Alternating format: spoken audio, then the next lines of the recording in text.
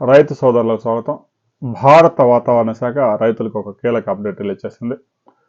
బంగాళాఖాతంలో ఆగ్నేయ బంగాళాఖాతంలో ఏర్పడిన అల్పపీడనం వాయుగుండంగా మారింది, తుఫానుగా మారింది, సూపర్ సైక్లోన్గా మారే ప్రమాదం కూడా ఉంది.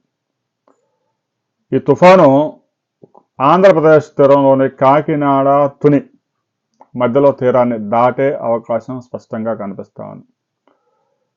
దీని దశను కూడా కొంచెం మార్చుకునే అవకాశాలు ఉన్నాయి. మచిలీపట్నం, కళింగపట్నం మధ్యలో అంటున్నారు. మధ్యలో అంటే కాకినాడ, తుని ఎగ్జాక్ట్ పాయింట్ చెప్పాలంటే ఆంధ్రప్రదేశ్లోని అన్ని జిల్లాల్లో అతి భారీ వర్షాలు నమోదయ్యే అవకాశం ఉంది. ప్రస్తుతానికి వాతావరణం ప్రశాంతంగా ఉన్న ఈరోజు సాయంత్రం నుంచి తుఫాను ఎఫెక్ట్ చూపించబోతా ఉంది. ఇప్పటికే సగటు వర్షపాతం కన్నా 42% అధిక వర్షపాతంతో ఆంధ్రప్రదేశ్, తెలంగాణ రాష్ట్ర రైతులు అలాడిపోతా ఉన్నారు.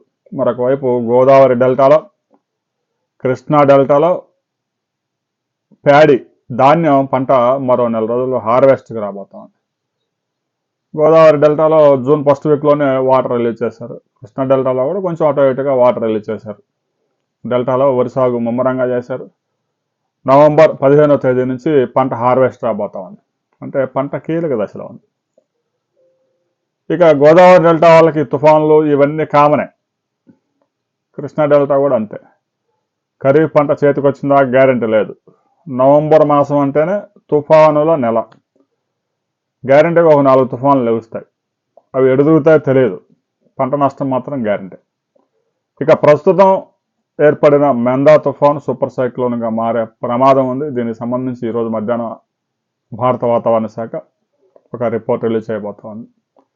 ఇప్పటికే అందిన సమాచారం ప్రకారం రాబోయే 4-5 రోజుల పాటు దీని ప్రభావం చూపబోతా ఉంది. విజయనగరం, విశాఖపట్నం, ఉభయ గోదావరి, కృష్ణా, గుంటూరు జిల్లాల వరకు భారీ నుంచి అతి భారీ వర్షాలు, కొన్ని ప్రాంతాల్లో కుండపోత వర్షాలు నమోదయ్యే అవకాశం ఉంది. ప్రకాశం, నెల్లూరు, చిత్తూరు, అనంతపురం, కడప, కర్నూలు జిల్లాల్లో 7 నుంచి 8 సెంటీమీటర్ల వర్షపాతాలు కూడా నమోదయ్యే అవకాశం ఉంది.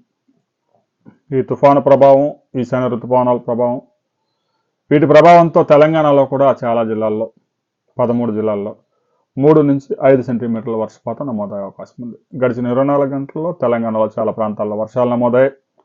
2 నుంచి 3 సెంటీమీటర్ల వర్షపాతం నమోదైంది. తెలంగాణలో హైదరాబాద్, సంగారెడ్డి, మేడ్చల్ ఈ పరిసర ప్రాంతాల్లో రాబోయే 4-5 రోజుల పాటు రైతు సోదరులు అప్రమత్తంగా ఉంటుంది.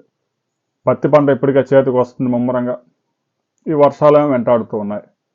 దిగుబడులే సగం దిగుబడులు వస్తూ ఉన్నాయి. ఆ దిగుబడులు కూడా ఇంటికి వచ్చే పరిస్థితి లేదు ఈ వర్షాల వల్ల. ఇక వరి పంట అయినా దక్కుతుందా లేదా, తుఫాను గండం గట్టెక్కిస్తుందా లేదంటే గోదావరి డెల్టాని దెబ్బతీస్తుందా అనే వివరాలు తెలియాలంటే మాత్రం 4 రోజులు ఆగాల్సిందే. మీ ప్రాంతంలో గడిచిన 24 అవర్స్లో ఎంత వర్షపాతం నమోదైంది అనే వివరాలు కామెంట్ చేయండి.